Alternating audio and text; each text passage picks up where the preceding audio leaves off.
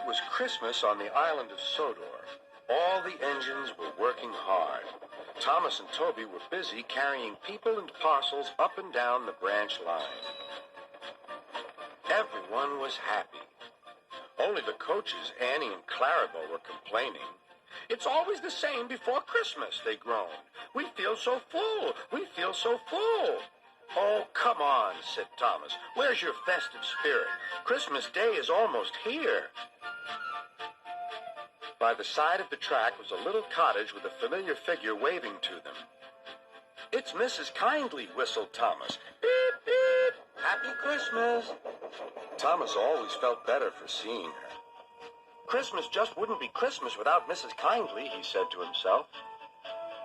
When work was over, Thomas went to see the other engines. All their coats had been polished. "Huh," said Gordon. "Just look at us. Your driver will have to work fast to get you as smart as us." "Never mind that," replied Thomas. "I've something important to say. Do you realize it's been a whole year since Mrs. Kindly saved us from a nasty accident? You remember when she was ill in bed and—" "Yes, of course," interrupted Edward. "You told us how she waved her red dressing gown out of her window to warn you about a landslide ahead." "And you and Toby gave her presents?" Percy joined in. "And Sir Topham Hatt sent her to the seaside to get better." "But," said the other engines, "the rest of us never thanked her properly." "Exactly," said Thomas. "So now I think we should all give her a special Christmas party." Everyone was getting very excited, and the drivers felt sure that Sir Topham Hatt would agree, as indeed he did. The engines were all busy making plans when silence fell. Sir Topham Hatt had bad news. "The weather's changed badly. Mrs. Kindly is snowed up. Toby says he'll help to rescue her. You must help too, Thomas. There's no party unless you do." Thomas hated snow, but he said bravely, "I'll try, sir. We must rescue her. We must." "There's a good engine. You and Toby will manage splendidly." Thomas charged the snowdrifts fiercely. Sometimes he swept them aside. Sometimes they stuck fast. And the men had to loosen them.